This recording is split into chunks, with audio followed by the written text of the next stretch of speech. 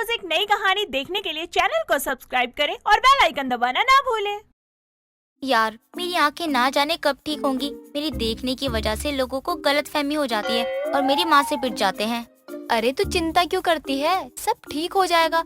और अगर कोई लड़का पिटता है तो इसमें तेरी गलती तो नहीं है ना। ये तो तुझे और मुझे पता है, बाकी लोगों को ये बात कौन समझाए कि मेरी निगाहें ही खराब है। अरे माता, तू शांत हो जा। चल अब घर चलते हैं, वरना अभी तेरी खूबसूरती के पीछे और आ जाएंगे। रिया और सुमन जा ही रहे होते हैं कि तभी केशव नाम का एक लड़का रिया को देखता है और खुद से बोलता है, अरे ये लड़की मुझे देख रही है, क्या बवाल लग रही है ये तो। आज तो इस लड़की को सेट कर लूंगा। केशव भी सुमन और रिया की रिक्शे का पीछा करते हुए रिया के घर पहुंच जाता है और रिया को रोकते हुए कहता है, एक्सक्यूज मी मिस। क्या है, किससे मिलना है और मेरे घर के आगे क्यों रुके हो? मैडम आप इनको बोलिए ना, मैं तो यहाँ पे हूँ। ये मेरे पीछे किसको देख रही है? अरे मैं तुमको ही देख रही हूँ, बोलो क्या काम है? काम तो कुछ नहीं है, लेकिन मैंने बाजार में आपको देखा ना, तो आपका पीछा करते हुए आपके घर तक आ गया। दिमाग तो ठीक है, तुम जैसे छपरी लड़कों को मैं भला क्यों देखूंगी? अरे झूठ क्यों कह रही हो? अरे मैंने खुद अपनी आँखों से देखा है कि तुम ना मेरी तरफ देखे जा रही थी और साथ में आँख भी मार रही थी। बड़ी धोखेबाज हो तुम तो। ओ हेलो, तुमको कुछ नहीं बोल रही हूँ, इसका मतलब ये नहीं कि तुम मुझे कुछ भी बोलोगे। मैं अभी अपनी माँ को बुलाऊं क्या? जिसको बुलाना है ना बुला लो। अब तो मैं इतनी दूर आया हूँ, नंबर तो लेकर ही जाऊंगा। चलो फटाफट से नंबर दो ना। अपनी चप्पल का नंबर बताऊं क्या? तुम जैसे लड़कों को तो मैं भाव तक नहीं देती हूँ। शांत हो जा रिया, लगता है इसको भी गलतफहमी हो गई है।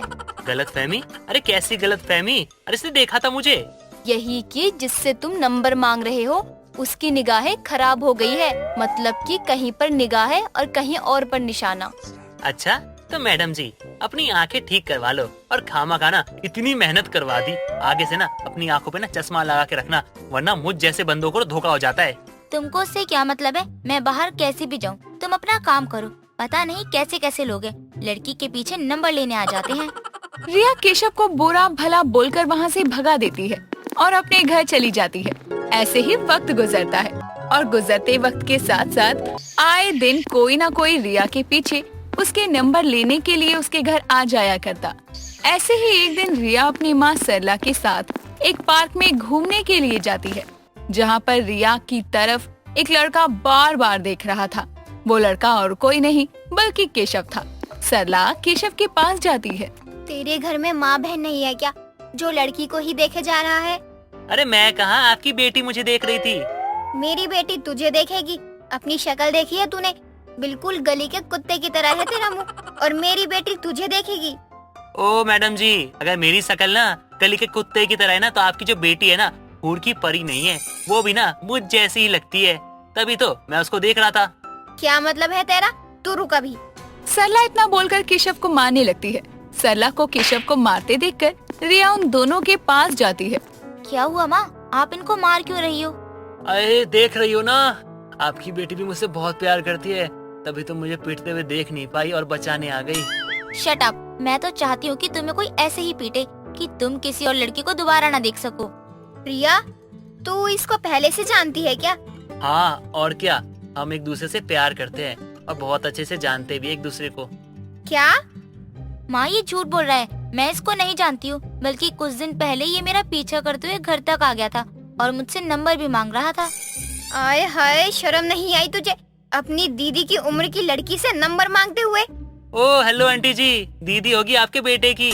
मेरी तो जान है जान। उस दिन आपकी बेटी ने मुझे देख के आंख मारी थी और इशारे कर रही थी, इसलिए मैं इसके पीछे आया था। क्या बोला? जान है तेरी? रुक जा, मैं अभी तेरी जान निकालती हूँ।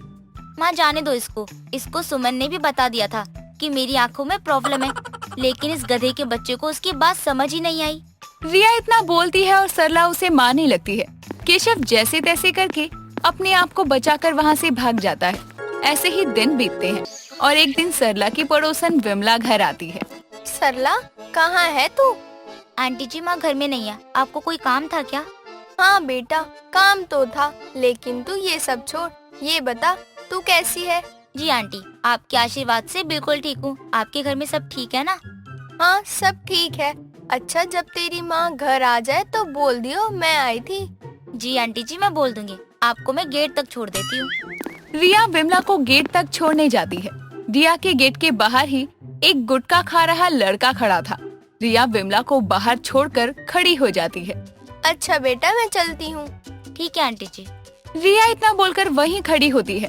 तभी विमला देखती है कि रिया उस लड़के की तरफ देखे जा रही थी और वो अपने मन में कहती है, लगता है ये लड़का रिया का आशिक है, तभी रिया बार बार इसी की तरफ देखे जा रही है। दोनों को शर्म ही नहीं है कि सामने कोई बड़ा खड़ा है।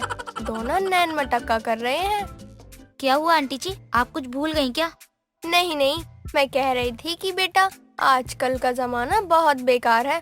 तुम जानते नहीं हो, लड़के बहुत बेकार हैं। वो तुम्हें अपनी जाल में फंसा लेते हैं।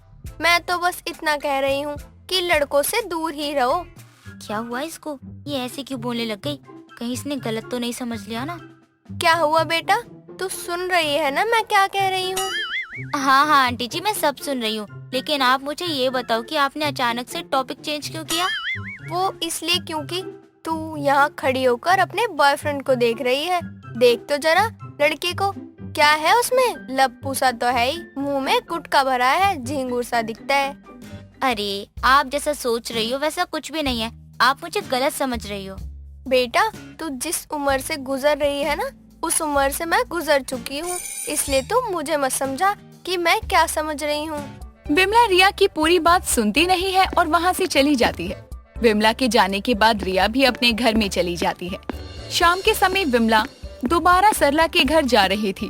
तभी उसको सुबह वाला लड़का दिखता है और वो खुद से बोलती है, कैसा लड़का है ये, अभी तक यही है? रुक जा, अभी सरला की बेटी के कारनामे बताती हूँ। उसका आशिक उसके घर के बाहर खड़ा रहता है। विमला जल्दी से सरला के घर जाती है और उसका नाम पुकारने लगती है। तभी सरला और रिया दोनों आती हैं। क्या हुआ विमला, क्यों गला फाड़ रही है? बात ही ऐसी है, क्या करूँ? अगर तुझे नहीं बताया तो तेरे हाथ से सब निकल जाएगा और तेरी बदनामी हो जाएगी। क्या बोले जा रही है, कौन हाथ से निकल जाएगा और मेरी बदनामी क्यों होगी? अरे बाहर तेरी बेटी का आशिक खड़ा है, आज सुबह से ही उस लड़के को ही देख रही है। क्या बकवास कर रही हो आप? मेरा कौन सा आशिक है और मैंने कब देखा किसी को? बेटा झूठ मत बोल, अगर तू प्यार करती है तो अपनी माँ को बता दे। अगर तेरी माँ को वो लड़का अच्छा लगता है तो वो तेरी शादी करा देंगी। पक्का पार्क वाला लड़का होगा।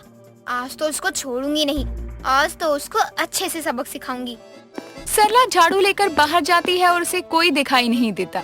जिसके बाद रिया सरला को बताती है कि विमला का बेटा ही उसका बॉयफ्रेंड है। विमला ये बात सुनकर सर पर हाथ रखकर बैठ जाती है और कहती है, ये तो वही बात हो गई, कहीं पर निगाहें और कहीं पर निशाना। विमला की बात सुनकर सरला और रिया हंसने लगती हैं और कुछ टाइम बाद विमला के बेटे और रिया की शादी भी हो जाती है। दोस्तों अगर आपको ये कहानी पसंद आई तो इसे लाइक करें, शेयर करें और कमेंट करके बताएं कि कहानी में आपको सबसे अच्छा क्या लगा।